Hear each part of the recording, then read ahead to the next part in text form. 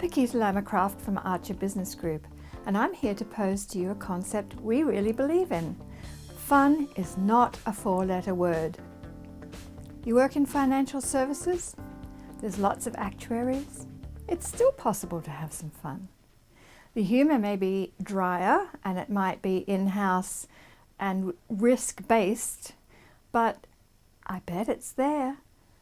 And if you're at the top of the totem pole and take yourself very seriously, you might believe otherwise. But I bet some of the humour is just about that, how you take yourself seriously. You work as a forensic pathologist and respect the bodies you dissect so you can isolate details about their demise. Then your fun is probably released the moment you walk into the office away from your surgical theatre. It's probably fun, focused on team everyday interactions. And all that nonsense can then lighten the pressure of time-dependent reports at the chaos that seems to be attracted to desktops as reports outstrip each other's capacity to take up desk space. I worked as a temp for a forensic pathologist, and their fun was never about dead people. It was aimed rather dryly at those of us apparently living and populating their fast-paced office environment. Fun in the workplace? Unprofitable? I don't think so. So you work in Germany and other nations don't think that they have a sense of humour. I lived there 7 years and I loved it. And we had a lot of fun in our global corporate environment, and we delivered over 30,000 per person above target. So hardly non-profitable. My English colleagues used to try to scold me into thinking that being tied to a desk for a long period meant professional. Once one of them said to me, "You mean to say you take an hour for lunch with your colleagues and then go for a walk around the block together?" When I replied in the affirmative, he said, "That's not very productive." My reply? Germany, productivity, productivity, Germany. Let me think about that for a nanosecond. This rather disgusting habit of thinking eating at a desk demonstrates commitment is fundamentally flawed. Our lunches sometimes included a favourite Italian restaurant where the owner would occasionally refuse my order. And when I looked at him inquiringly, he would say, "You're wearing white today. You can't have red sauce." He knew me. Do you think in a pressure cooker environment of delivering reduced complexity in IT operational structures that a bit of fun isn't a good idea? Think again. Fun is a universal connector. Take an example from ancient Baghdad about 1200 years ago.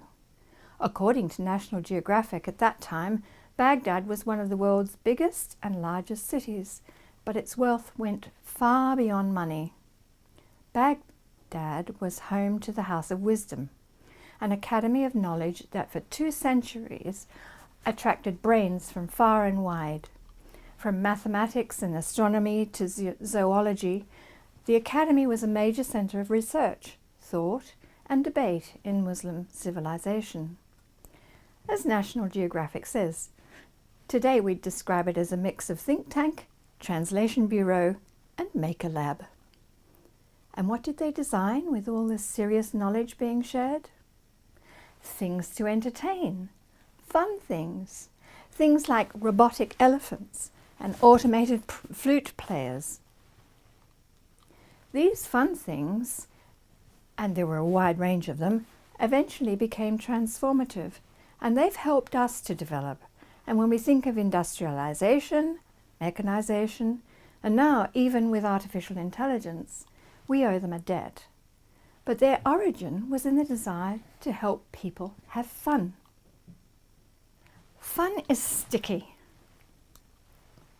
People who have fun together enjoy working together. They're more relaxed about taking criticism and in launching new ideas. Yes, it does help via creativity, but it also makes for a workplace that really is somewhere you don't mind going to every day and you even look forward to. It's not about clever pods and entertainers. It's about interaction and feeling comfortable together. According to Forbes magazine, studies by Gallup and the Queen's School of Business record that disengaged workers had 49% more accidents and were away from work for various non-business reasons than those who were having a good time at work. And that was at a rate that was 37% higher. The same studies have also demonstrated that companies that valued their high-stress environments as a credential, a sort of self-awarded seriousness award, had 46% higher costs relating to health. Fun and kids. Of course fun is great for kids. If it is, then why are Scout leaders and others working with young folk reporting that they don't understand what "let's imagine" means?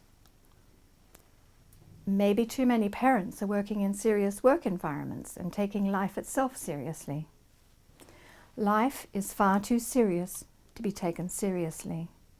It's tragic when a child loses the natural instinct to imagine. Maybe some of us have unlearned it too. Test yourself. Little test. Imagine an absolutely perfect day as you would define it. What colours are around you? What's the season? Who's wearing what? What did the food and drink taste like? What started the laughter? There was no laughter, not even a smile? Oh, come on, that can't be a perfect day. So, talking about fun, let's take mud. Mud's good stuff. Good, clean mud, that is, not the evil, smelly, unsanitary stuff.